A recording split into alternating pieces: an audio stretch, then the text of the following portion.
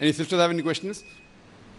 Assalamualaikum. Brother, could you please explain the importance of Dawa over Islah in context with Surah Abasa? The sister asked question, what is the importance of Dawah over Islah in context to Surah Abasa?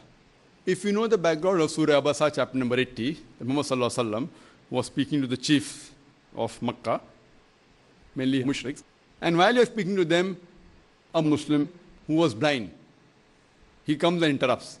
And the Prophet, he frowns. An ayah was revealed by Allah subhanahu wa ta'ala that why did he frown?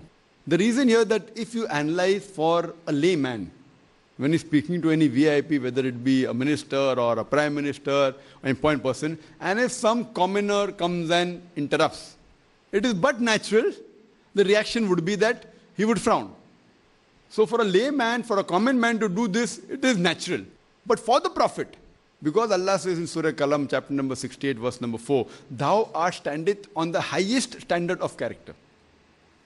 Allah says in Surah Azab, chapter number 33, verse number 21, that verily in the Prophet will you find the most beautiful pattern of conduct. So because he was on a different level, for him frowning, an ayah was revealed, that why did he frown?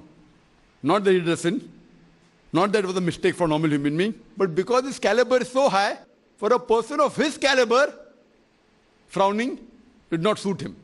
Not that it was a sin, not that it was a mistake. And whenever the Prophet saw this man, he always said, because of you, Allah remembered me. And he appointed him as the governor of one of the place. So here we get the context that this was trying to show the stature of the Prophet's character. And again it gives the second indication. This indicates also that this Quran wasn't written by Muhammad Sallallahu Alaihi Wasallam. If he would have written it, he would have put this verse in the Quran. Why will he put a verse in the Quran which is actually telling him that what he did was not right? It wasn't a mistake, it wasn't a sin, but it was a reminder for him. So sister, in this context, if someone comes and tells me, that doesn't it mean that Islah is better than Dawah? No, here this verse is mainly concentrating on the Prophet's stature. Whatever you're doing, Dawah or Islah, if you would have told him nicely that, please excuse me. So the verse was revealed only telling him that because of his stature, today suppose I am speaking with a non-Muslim and if a Muslim comes and interrupts me, if he hasn't taken an appointment, even I would not like it.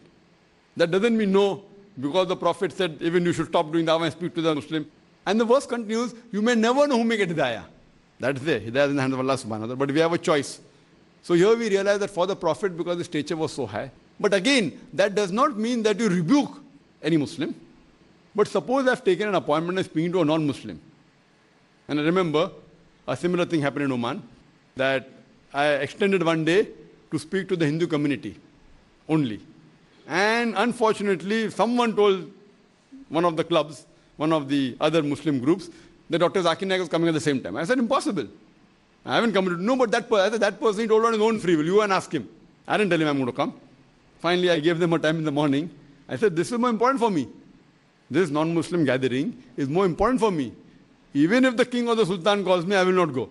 So here we realize that that doesn't mean that if anyone calls you, anyone interrupts, you can leave the dawah. In Islam, both are important, dawah and Islah. But if there's a need, for example, if a patient comes with a small cough or cold, or if he has a small bruise, a small cut, and another person comes with a heart attack, a doctor is supposed to treat both. But if the time is limited and he will choose one, he has to first treat the heart attack patient. The person with a small cut which requires 1 or 2 stitches, even if he doesn't stitch him, it will not be a major problem. A heart attack, the person may die. Fine? So similarly here, the people who are non-Muslims, they are doing shirk. So see to it that the stop shirk is more important as a general rule. In some specific cases it may change, but as a general rule, in these cases, but natural, conveying the message to the non-Muslims is more important. But that does not mean you neglect the Muslims. But if the time is limited and you can do only one out of the two, then do the one which is more important. Hope that answers the question.